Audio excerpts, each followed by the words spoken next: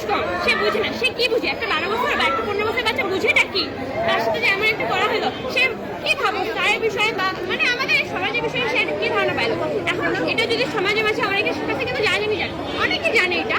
এখন যদি আরো জানাজানি হয় তাহলে কি মেয়েটার ভবিষ্যৎটা ধ্বংস হয়ে যাবে না? আমরা কি এটা চাই?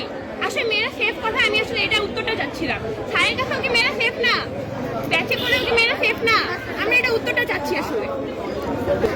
ও হ্যাঁ, তোমার নাম? আমার নাম জেবা সামিহা। জেবা সামিহা। বলো কি জানি বলতে চাইলে, বলো আরো কি জানি বলতে চাইলে। হ্যাঁ, আসলে আমাদের আর কেউ বললে বলো। অন্য একজন বলো। ওইগুলো খুলে দেন না। বলো কি বলতে চাইলে, কি বলতে চাইলে, আরো কি জানি বলতে চাইলো।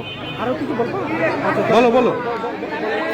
তাহলে উত্তরটা হচ্ছে যে মানে উনি আমাদেরকে এমন ভাবে বুঝায় যে না তোমাদেরকে টেস্টে, আমরা এখন মনে করেন যে ক্লাসে আসছি কিন্তু আমাদের টেস্ট আছে, এখন উনি আমাদেরকে এমন ভাবে বলে যে না তোমাদেরকে মার্ক দেওয়া হবে না, তোমাদেরকে ফেল করে দিব। আসলে আমাদের এখন আমরা যে বয়সে আছি আমাদের কিন্তু রেজাল্টে হচ্ছে আসল।